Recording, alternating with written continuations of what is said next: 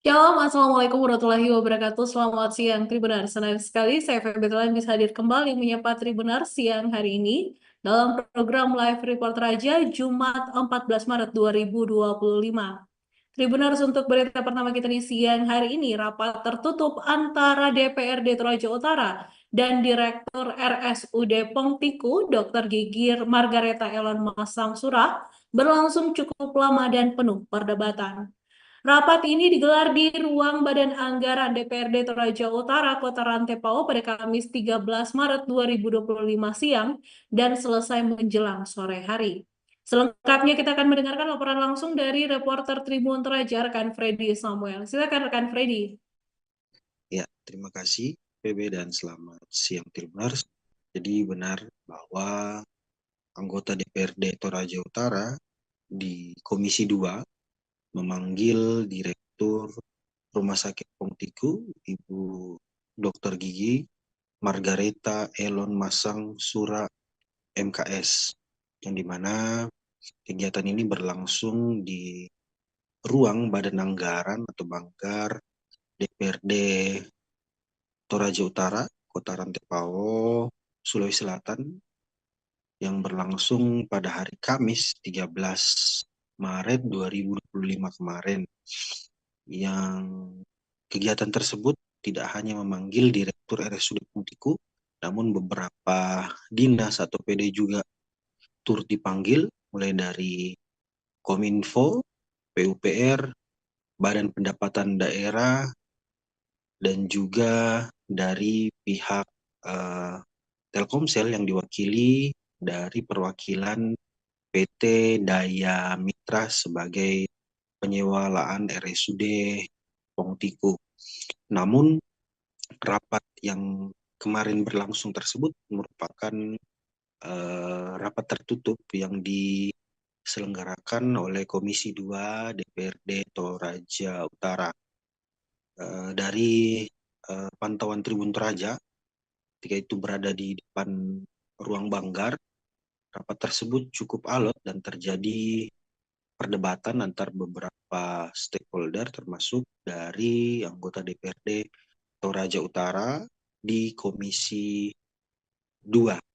Dan kegiatan tersebut dimulai dari pagi, siang, bahkan menjelang sore hari kemarin.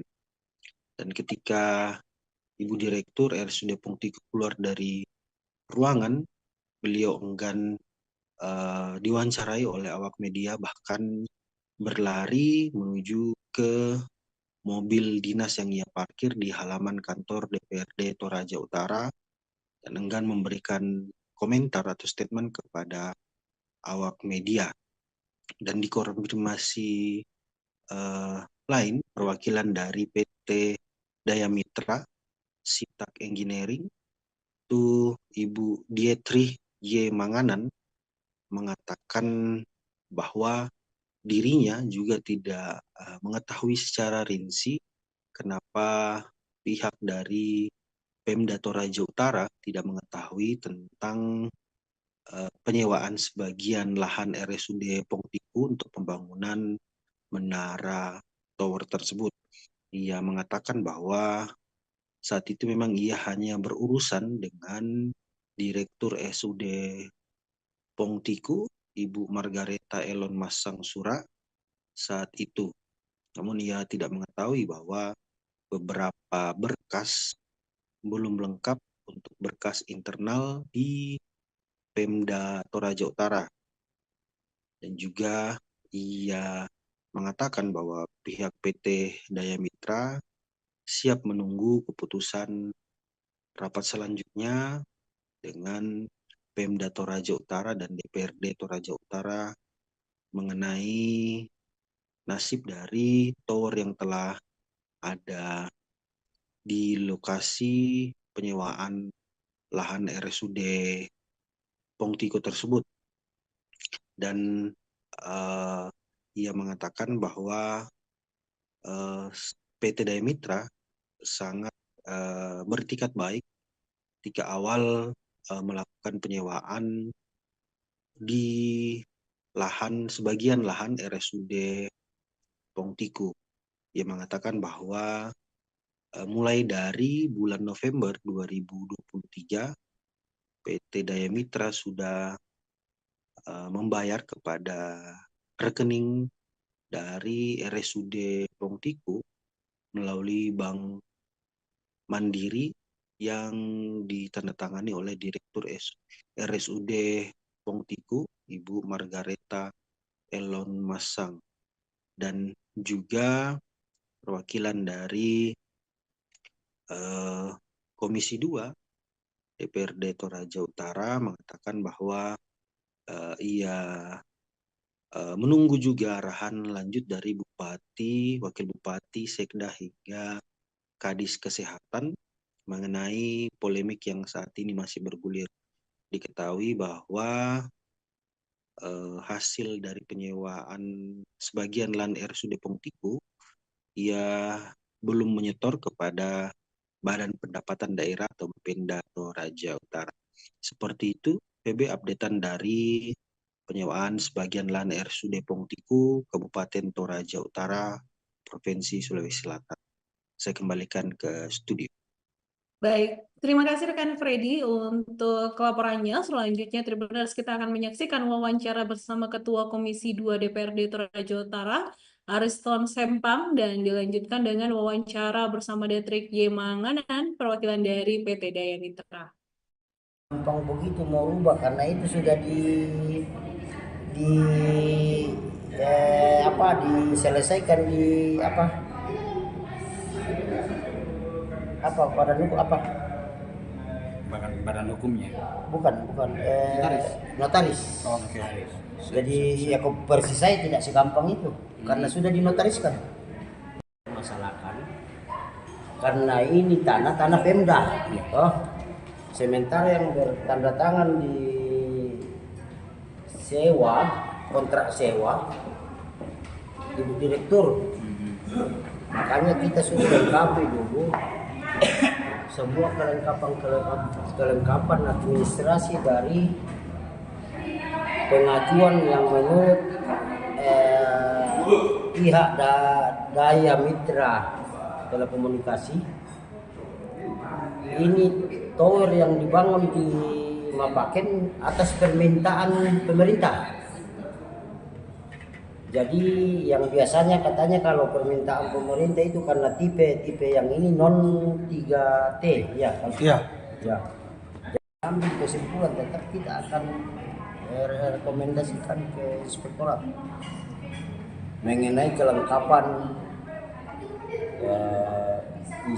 izinnya atau dari bagian aset jadi kan dijelaskan tadi oleh Kabak pemerintahan yang tahapan-tahapan untuk Pemanfaatan lahan. ya.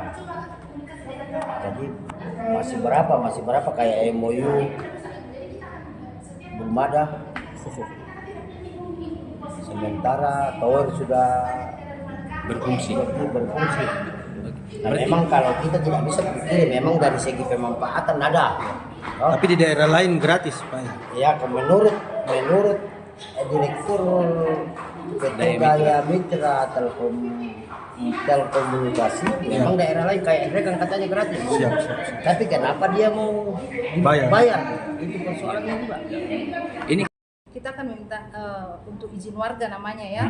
Nah, kita melihat di situ lahannya siapa, di situ ada siapa saja. Nah, itu kami tahunya rumah sakit di situ, kompleks tapi kan rumah sakit. pemilik yang secara transaksi ya, secara transaksi yang legal itu masuknya dari PT Daya Mitra ke langsung ke rekening rumah sakit. rekening rumah sakit. Itu sejak sebelum didirikan atau sudah setelah didirikan? Sebelum didirikan, Bu ya. Oke deh. Saya cuma Sejak kapan ini Bu mulai pengiriman biaya ke rumah sakit? Kan tadi dibilang Ibu bahkan sejak sementara pemasangan ini dari tanggal atau bulan kapan Bu tepatnya? Apanya tuh? untuk pembayaran yang sewanya. Pembayaran Kan sewa. iya. Pembayaran sewa Iya. lahannya kita itu di November. Sejak November 2023. 2023 mulai ya. Dari situ awal mulai. Oke. Terus ada satu Di mana lokasi itu dia menembak langsung ke Bori Lombongan. Oke. Karena kalau dia tidak menembak ke Bori Lombongan, kami tidak akan pasti pasang di situ. Karena ini untuk Ke menjangkau Bori Lombongan. Oke. Makanya namanya tetap DMT Bori Lombongan, karena memang itu khusus untuk daerah Bori Lombongan. Cuma kebetulan tempatnya di situ dan juga mengcover daerah situ karena kebetulan di situ juga masih blank spot. Jadi tetap ini memang ada memang programnya memang sewa menyewa terhadap program Kalau itu. terkait sewa menyewa itu kembali lagi ke pemilik lahan. Apakah mereka mau memberikan atau mau menyewakan itu dari pemilik lahan. Dan pemilik lahan mintanya sewa. Oke, kami sewa, tapi kami tidak bisa harga mahal karena ini 03T. Khusus permintaan dari pemerintah. Kalau indikator lahan Bu, seperti apa? Orang. Dan dilihat itu rawan untuk longsor. Makanya kami mendanai. Pas dapat di sini, kami melakukan uji kelayakan tanah, soil test namanya. Dilakukan uji, dan itu loyal. Tidak ada masalah, dan pokoknya tahan gempa apa segala macam. Kalau terkait frekuensinya Bu, radiasi. Kalau radiasi itu tidak ada. Kalau pengaruh negatifnya terhadap pemukiman yang ada di situ, Tidak apakah ada? negatif sih. Kalau menelpon atau Tidak ada. Tidak Atau ada, justru cuma apakah itu memang salah satu yang dipertimbangkan? Saya pikir Iya. biasanya salah Jadi satu begini pertimbangan. ya, untuk supaya diketahui, supaya orang tahu bahwa tower itu, tower telekomunikasi tetap tidak ada radiasi. Itu sudah dilakukan penelitian sejak dulu, sejak Berarti sudah pertama. selesai soal itu Ya, itu tidak ada radiasi. Justru yang radiasi itu ini handphone kita. Kalau kita pakai sini panas itu radiasi. terus- kalau kita tidur itu radiasi. Terus bagi masyarakat yang sekitar, sekitar. tower Bu, apakah ada memang kan ini kan kami dengar biasanya ada kompensasi terhadap masyarakat di situ. Kira-kira Kompensasi itu jika ada sesuatu yang kita ambil, kita tukar-tukar aja mungkin kompensasi deal-dealan lah, lah ya kan. istilahnya. Tapi kalau seumpama tali asi atau ya tali asi lah. Tapi